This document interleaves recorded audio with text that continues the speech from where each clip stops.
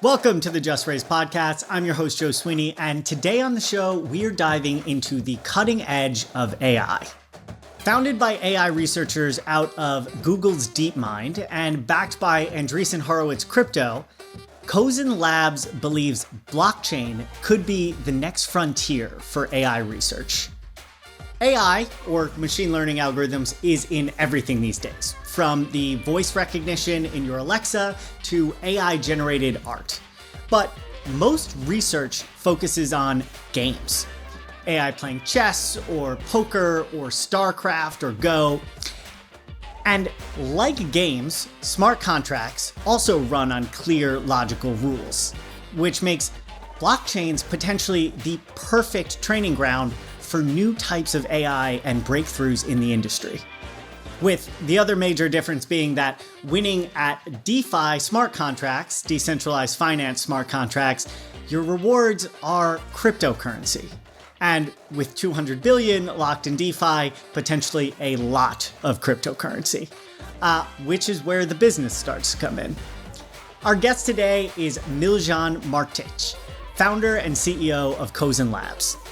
Prior to Kosen, Miljan was an AI researcher at DeepMind, working on expanding the field, and he just raised his first $5 million from Andreessen Horowitz Crypto. I hope you enjoy this glimpse into the future of AI with the founders of Kosen Labs.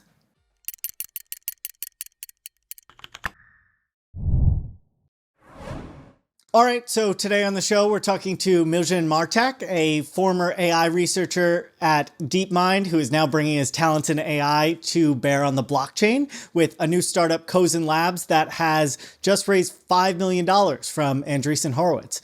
Miljan, thank you so much for coming on the show. Thank you for having me, Joe. Well, I think to start, where does Kosen and what you're building come into play here?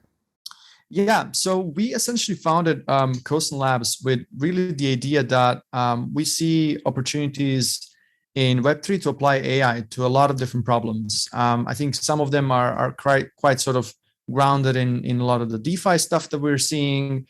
Some are maybe more abstract, and I think many more are going to appear in the future as this sort of space develops. So what we really wanted to set up was an AI sort of oriented company that does AI research and applies AI research to Web3 and all of the sort of underlying problems that we find there. Yeah, so that's fascinating. Your background is at DeepMind as a AI researcher, DeepMind being Google's, deepest AI research arm based in the UK. What did you do at DeepMind, and how do you think this kind of AI really applies to the blockchain? Yeah.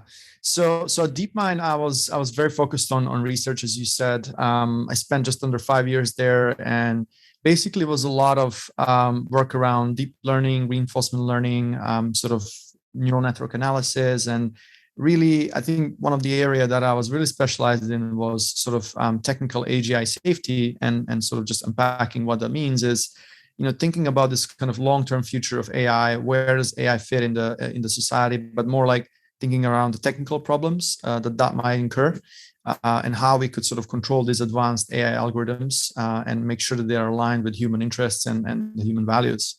So that's the kind of stuff that I was working on. But really, the underlying to all of that is this sort of deep learning and reinforcement learning techniques, which I think can be universally applied to many different problems in industries.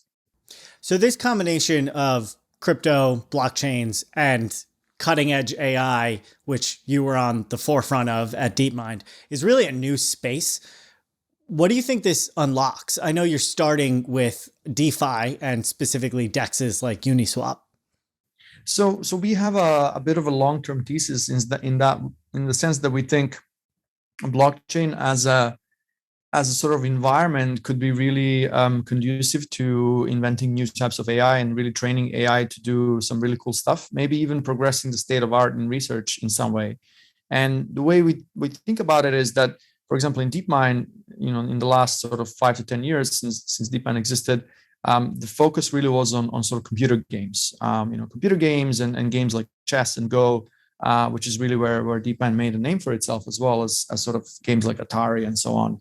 And I think the reason why people in reinforcement learning choose games is that they're sort of nice bounded sort of simulation, which you can repeat many, many times, and you know the rules of the game, right?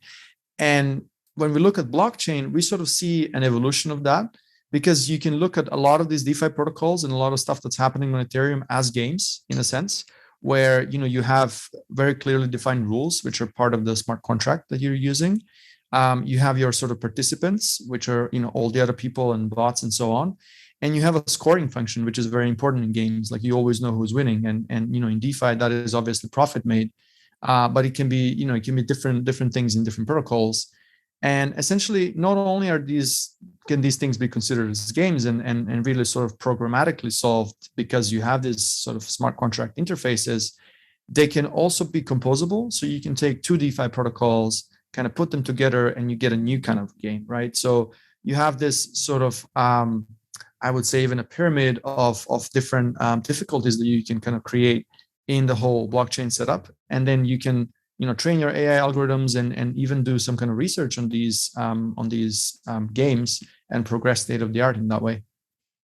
So because everything on the blockchain is fundamentally ruled by this kind of relatively simple logic of where you can transact, how you can transact, it is similar to a game like chess, which has, logical rules of where the pieces can move, what the possible outcomes are, with a degree of freedom on both sides for the player. And then you can start by operating in like very simple things like Uniswap and potentially build on top of that to allow AIs to build more complicated, essentially patterns and strategies to get a higher yield. That's exactly right. That's exactly what we're thinking of. So essentially, you can start off with Uniswap, and then you can say, okay, I think I've sort of mastered this, game. Then you can include some other decentralized exchanges. You can include other sort of DeFi protocols, and then you can really create an interesting strategy depending on what your goals are, right? Because you can have also different goals. That's really interesting. So looking at Uniswap, to give us an example of what this might actually look like deployed out in the open, what would you aim to do there? What would be the end goal, and what would the AI potentially do to solve for it? Uniswap, specifically the Uniswap version 3, is a very interesting sort of optimization and machine learning problem, and it was only rolled out in May. That's when the version 3 happened. And essentially what it introduces is something called concentrated liquidity, right? So in the previous versions of Uniswap, you had two sides. You had your traders who were either buying or selling assets, and you had people who were called liquidity providers, who essentially provide the assets that are being traded, and for their service, they get paid a fee. So in version 2 of Uniswap, the previous one, people would just provide assets, and they could do this sort of liquidity provisioning in a passive way. What Uniswap v3 introduced is that there's a lot of parameters that you can now select to do this thing in a more active way. If you do it right, you can get a lot more fees, but you have to do it in a smart way. If you do it wrong, you can actually lose a lot more. You expose yourself to a lot more risk than you were in previous versions of Uniswap. So it really makes the game a lot more difficult for the liquidity provider side. Whereas for the trader side, it makes it better because it essentially reduces slippage and increases liquidity for trading. So there's deeper pools of liquidity for people who are trading. But on the LP side, it makes it more difficult. So what we are trying to do and solve is essentially this problem of how do you figure out all these parameters when you're doing your sort of liquidity provisioning, when you're doing your market making on Uniswap, and we want to open this asset class because we see it as essentially an asset class. We want to open it to everyone, to both retail and professional managers who don't want to be writing their own strategies and thinking about how to solve this optimization problem. We want to allow to them to essentially come to our platform, deposit their assets into these LP pools, and LP in a passive way, in the same way that people used to do in the previous version of Uniswap, without having to sort of worry about doing this thing in a wrong way and exposing themselves to more risk than necessary. Okay, so you're not focused on the structural blockchain as in like you would build this AI and then sell it to I don't know, the Ethereum Foundation or Vitalik, or get Uniswap to adopt it as part of their governance. You're more focused on participants, and your AI will be a participant in the market that will just be way more effective at driving yield than, a normal human participants. That's right. I mean, Kosen Labs is currently focused really on building this sort of application layer optimization. In the future, we might start tackling some of the kind of problems that are more on the lower level, on the sort of blockchain consensus layer. But I think right now, this is where we see where we can create the most value, both for sort of users and the network itself. So these are kind of like the bots that you might have on the stock market that are following a specific trading strategy that are deployed by a quantitative hedge fund. Yeah, you could call it like that. Essentially, people will delegate this sort of liquidity provisioning, or I guess in traditional way it would be called market making, to us, and then we would sort of the protocol would do the management for them. I'm really curious, what are active liquidity provisions? Because that's a lot of what you're actually operating on the tactical level. Essentially, you can sort of think about it as when you create your when you want to be a liquidity provider, meaning a person who sort of supplies assets so that other people can trade. For that service, you get paid some fees. And the way you sort of do this provisioning is you would say, okay, here is the price range within which I want to provide my liquidity. And here's sort of how I want to do it. Like, so I'll put some liquidity in this part of the range and in the other part of the range. And sort of you kind of make a distribution of your liquidity within that range. And sort of this also requires you to think, okay, this is how I'm going to structure my positions if the price is X. But if the price moves and becomes Y, then I also need to change all these parameters that I just mentioned. So essentially, the problem of active liquidity management is the problem of figuring out all of these parameters depending on how the price is moving, and also where you think the price is going to move in the next X hours or X days. So when you think about the business model for this, you mentioned earlier briefly that you'd be selling it to potentially asset allocators, things like that. But are you thinking retail, hedge funds? Who are the people who you aim to, or organizations that you aim to actually sell these tools to? The way we think about Kosen Labs really is just a strategy provider, and the platform that is going to be built, the sort of Kosen platform, will allow for other strategy providers to sort of give their strategies as well, and to plug into that. But sort of what we're thinking is that every strategy provider who plugs into the Kosen protocol, including us and all of the other people who are interested, will get a portion of the fees that liquidity providers get as compensation for the service that they provide. So this active liquidity management, and obviously a portion of the fees will also go to liquidity providers because of the assets they're providing, right? So I think that's the kind of standard way of that we would make profit, is from being really, really effective in the strategies that we provide, and them making a good return for the liquidity providers that are using them, and then we would be capturing a part of those fees that are being generated. Yeah, that's amazing. You're like a crypto DeFi hedge fund, but the business model is the same. Essentially, yes. Yeah, that's really cool. So it feels like a lot of why this could work so well is because crypto is so early and so volatile, and at times wildly inefficient. So when you look at Uniswap, for example, it's an example of a DEX, a decentralized exchange that puts together two pools of different tokens, let's say Ethereum and Bitcoin. And instead of me actually having to go find someone who has Bitcoin who wants to trade for Ethereum in the exact amount that I want to trade for, they go and hold different pools of liquidity. And then you can always trade on Uniswap at any time. But they also need those pools. So they, via staking, I could lock up my Ethereum in Uniswap, and then they'll give me an interest rate effectively, so that they have a big pool of Ethereum, so that anyone who wants to trade against Ethereum can do that. Yeah.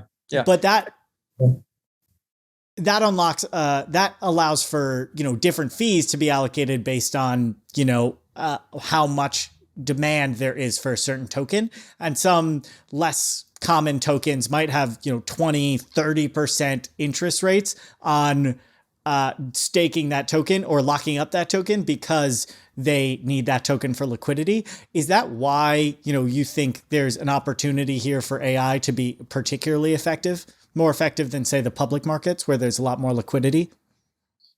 Yeah, I think there's a couple of things here. So in terms of the I guess the nitty-gritty detail of how it works is that people would sort of provide these assets, and they would provide a pair of assets. So you could, if you want to be a liquidity provider for, let's say, ETH USDT pair, you would need to provide both of these assets and kind of lock them up in this smart contract. And the sort of yield that you would get from this is variable. It really depends on the amount of trading that's happening on this pool, because the yield really comes from the fees the traders pay to trade on the pool, right? So the more volume there is and the more churn in the pool there is, then the more fees are being kind of created for the liquidity providers. So the reason why we think sort of AI can really do well here is because a couple of things. First one is that the problem itself is really hard, and there's a lot of inefficiency in the market right now. So a lot of the participants in the market who are being the actual liquidity providers are not using strategies that are very effective. They're using quite simple strategies, and I think there we can improve this by quite a big margin. And the other reason really is that sort of these algorithmic strategies that we are developing can be scaled easily to hundreds, if not thousands, of pairs. Whereas if people were to do it manually, they would have to kind of think about each one of them, and you cannot really do it by hand. So that's where we really see the market moving. And also one thing that we are really excited about is, you can think of Web3, and it is generally referred to as the Internet of Value, right? And what that really means is, in the future, we can really be expecting to see a lot of hyper financialization and hyper tokenization of many, many different assets. Everything is going to become a token, whether that is, some types of NFTs, whether that is like some types of token that allow you to kind of enter certain communities or bind some kind of art to it, or like attribute any kind of value to a specific token that can then be easily traded. Those can even be like game assets, and other than just like these cryptocurrencies like Bitcoin and Ethereum, right? So we really think we're going to see a really, really long tail of all of these assets that in the future are going to be traded between people. And in order to trade them effectively, what you really need is market liquidity, right? You need the depth to be able to kind of sell and buy some of these assets. So the way we see a lot of this developing is that a lot of these assets are going to end up being listed on these decentralized exchanges. And at some point, you will need to essentially make a market for them. And that's where we think sort of machine learning and AI can really slot in being able to easily adapt to these new markets and able to kind of provide liquidity in a very intelligent way. So it is structural in that you're actually providing liquidity. You're determining, how much of these tokens to buy and then lock up in different contracts at different times. But you don't actually have to go to any centralized part of the organization because it's a DeFi project. So you could come in with, a good amount of liquidity if you had enough funding and start toying with and potentially influencing the staking rates and the liquidity in a marketplace like Uniswap. And you're mostly focused on smaller tokens, or at least over the long term, because that's where you think there'll be the most opportunity to kind of, I don't want to say manipulate, but play with the liquidity in these markets. So I guess what we really want to do is we just want to be able to provide deep liquidity pools for people to trade in, right? And we can do that by having really good strategies and algorithms that allow people to have a good price. Because what we're doing is market making. We're not trading in a directional way. We're not taking any market risk. We only want to be doing essentially providing liquidity around whatever the price the market determines is the right one. Yeah, I would say we are going to be focusing on all of the assets, so the whole range, starting from sort of these kind of major pairs to the long tail of kind of small assets. And we think the strategies that we can develop can really trade on any of these assets. It's just that we see a lot of value in some of these smaller assets simply because that's where not many people are really looking to optimize liquidity for, and that's where we think we can kind of do easily with the fact that we're doing it in an algorithmic way, and we don't need to think about each one of these pairs separately. We can just do it in a batch, because we can say, okay, all of these 100 pairs are similar, so we're going to model them in a very similar way, right? Thinking about all of this and where you think AI can play a role, I'm curious if you think beyond just this use case, given your background in AI and looking at the market and blockchain, do you think there's opportunities for blockchain and AI to play bigger roles in the future or different roles? What do you think the combination of blockchain and AI can unlock in the future? I think that's a very good question, and I think there's so many things that can happen here. So the way I sort of see it is, the last really 10 years of I would say Web2 progress, especially in big tech, has been driven a lot by sort of internally optimizing a lot of the products using machine learning and AI. And I think something like this is going to happen in Web3. We're definitely not yet there yet, because a lot of the sort of infrastructure needs to be built, and some of the products still need to be built out for this kind of optimization to make sense. So I think at the moment, the kind of crossover between AI and Web3 really has been mostly on this sort of financial side of things, DeFi, MEV kind of extraction, pricing, LPing, trading, like all of these things that are related to DeFi. Really, they have been top of mind for people in the space who are doing machine learning and AI. But I think in the future, there's just so many applications that we haven't really explored yet. So things like designing dynamic automated market maker functions. So all of these decentralized exchanges, they operate on certain functions which are kind of inbuilt, and the reason why they're called automated market maker, or actually constant product or constant function market makers. In any case, I think there's a lot of possibility to use AI to design these functions and to actually adapt them to different market conditions. So that's like one thing that's on top of my mind. I think a lot of stuff in the future where AI will be deployed in some shape or form on chain, and it will be able to do things like automated governance or treasury management for DAOs, different kind of on-chain AI services. I think there's just a lot of things that we haven't even thought about or explored at all. So yeah, super excited for the next 5 years, I would say. And all of these are, fundamentally optimization problems, right? So how do you most effectively allocate your capital if you're a DAO, everything that you have on a balance sheet? If you were at a bank and you had a large balance sheet, they might put it in like, I don't want to say treasury bills, but like corporate bonds or a couple of other very safe but valuable assets. What would that look like for a DAO? It would be essentially they could be a new customer for you, I imagine. Yeah, essentially it would take shape of I would say the kind of something that is similar to that in the traditional finance is these like robo advisors, right? So you go to robo advisor and you say, oh, I want to invest in like equities and my risk profile is like medium, So I think something like that could, or really already exists in some shape and form, but I think it can be done in a more sort of sophisticated, intelligent way where you would have the AI figuring out your best sort of yield opportunities for you and kind of allocating parts of the treasury to different DeFi protocols or different yield opportunities, optimizing that over time and really monitoring everything. So most of these are DeFi solutions. So optimization, makes a lot of sense when you're looking at numbers, allocating capital. There's also other branches of AI like natural language processing, and to a smaller extent, I don't know what you call the branch of AI that makes deep fakes videos and pictures and whatnot. But there's also a lot of generative AI that's really interesting. Do you think that plays a role in blockchain as well? I don't talk to a lot of people who have as deep a view or as good a view into the space as you do. So I'd love to get a little bit of your take on just the AI in general right now. Sure. I would say a lot of the generative models and all the deepfake stuff, that's all generative modeling.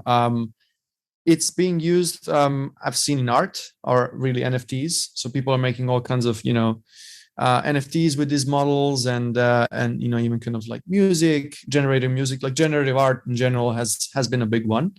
I think NLP has also sort of played a small role in it, that I saw people made some NFTs with actually these like models like GPT kind of put inside so that you can have conversational NFTs. But I think, to me, we still haven't really tapped into what will be the real killer use case, and I don't think that has yet been discovered. Obviously for DeFi, there's a lot of applications of ML. I haven't really seen it so much in other areas. I think I've seen some cool things happening around NFTs and people actually creating reinforcement learning agents, like these bots that are sort of contained within NFTs, and they are considered to be gaming assets. So you can imagine, all these blockchain games that are kind of appearing, that you can own parts of the game, like these like NPC and non-playing characters that are intelligent, so you can kind of own them as NFTs. I think that's a cool way of doing things, and something that is novel. But I think there's just going to be so many more use cases that we just haven't even like thought about yet. Yeah, the generative art piece with NFTs is fascinating. How does that actually work? If I wanted to, go build a set of 10,000 generative art pieces and sell them as NFTs, is there like an open source model I can go tap into for that? Oh yeah, absolutely. There's just so many of them actually. So I think in generative art there's definitely a side of things that doesn't really use machine learning. It's mostly people sort of writing algorithms that define how sort of shapes and lines are being drawn on the canvas in some way, and they don't necessarily need to use in what we in machine learning call generative models, but they can. So generative models, like all the ones that are producing deepfakes, or all the ones that you have maybe seen with style transfer, where you can take kind of an image and then superimpose a certain style like Claude Monet or something like that, and then it would look like that sort of image. So all of these things, they exist, and you can definitely use them. Yeah, there's a lot of open source implementations, so you can mint away. And what's the difference between, an algorithm that can build one of these 10,000 different pictures and fundamentally machine learning? It just comes down to whether you're sort of programming certain rules in a heuristic way or not, right? If you're saying, oh, I want a straight line that's going to be in one of these 5 random locations on the canvas, that is a heuristic, right? Because you sort of you determine what's going to happen. Whereas like if you're using machine learning algorithms, there's a lot more complexity. So it's more of a holistic solution. You can say sort of, I want some higher level objective to happen, and then the machine will sort of produce it, right? And you train it in such a way that it sort of can produce a certain type of output, right? But you don't go about defining, oh, in order to produce this sort of outcome, you need to put a line here or a line there or a line there. You just say, this is what I want, kind of figure it out for me how to do it. So Fidenza, a famous NFT set of art right now, those are machine learning because those are given, I think, parameters, and then the self-learning algorithm, or the reinforcement learning of the algorithm actually generates it. Whereas a Bored Ape, for instance, with, pick one of these 3 different types of skins and then have a hat or don't have a hat, that's heuristic based. That's basically it. Yeah, that's right. Gotcha. I'm curious, is there anything else you want to touch on with Kosen? Do you think there's anything else that's really interesting that we should dive into that we haven't touched yet? I guess, yeah, I'm just wondering like what your sort of listeners would find really interesting. I mean, I think one thing that was very interesting for me when I kind of got in this space, and it was the whole fundraising, and the whole sort of how the market looks like in terms of fundraising.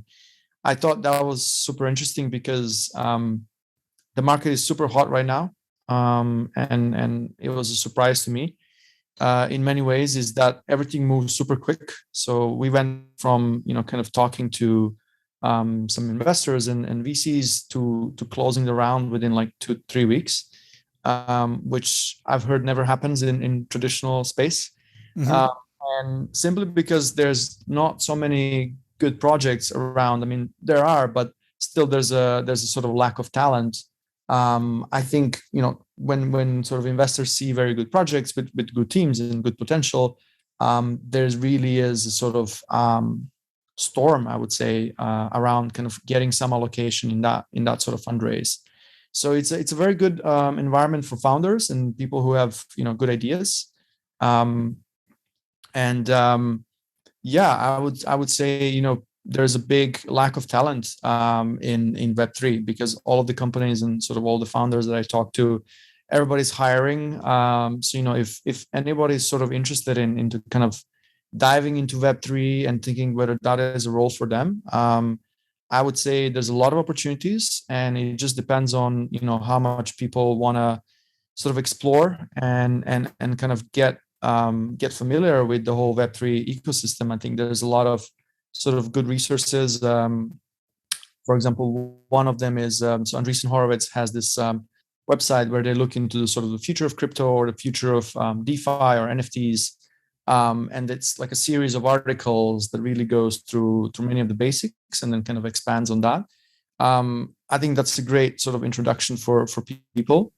So, if people are on the fence of thinking whether they want to jump or not, I would say 100%, go read some of that and see if you like it. And then there's many roles open for people who have the passion. Yeah, the space is exploding right now. It's wild to watch. Given how fast you closed your round, I'm curious how you actually launched the round, how you started talking about it, how you got in touch with Andreessen Horowitz's crypto team, especially since how fast you closed it. That often happens when you're very deliberate about creating scarcity, about creating competition between VCs. Did you think about that when you were first launching?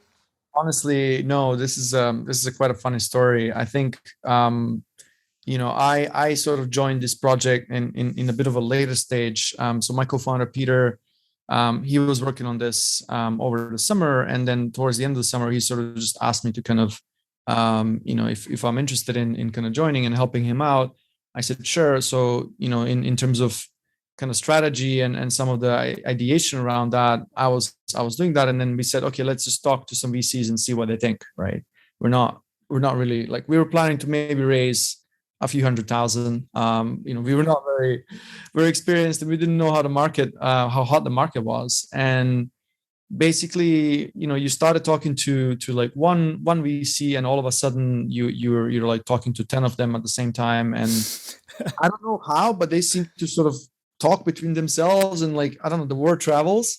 But in the end, actually it was Andreessen who got in touch with us. So a friend of ours, I think he knew someone from Andreessen, and he sort of nudged them, said, you might want to talk to these guys. And then that all happened within like a couple of weeks. So, which was pretty crazy. I think, these funds sort of also see that, when they see some people coming from kind of big tech companies like Facebook, Google, Amazon, DeepMind, I think they see a lot of potential in the team, and they want to have a chat to you and see whether you're a team that can sort of execute on whatever the vision is. And especially if they like the sort of product that you want to build and the vision, and if the team is of higher quality, then there's really not that much deliberation of whether they want to invest or not. Simply because, kind of going back to the point I made previous, which is there is a lack of talent and good builders in the space right now. So any sort of team that will have that kind of composition will get funding easily. Yeah. I mean, there is definitely a hunt for talent, especially machine learning engineers. To end the show, I always ask founders about their vision for the company. And I know you're really just a few months old at this point, but I'd love to hear where you'd like to see Kosen Labs in 5-10 years from now.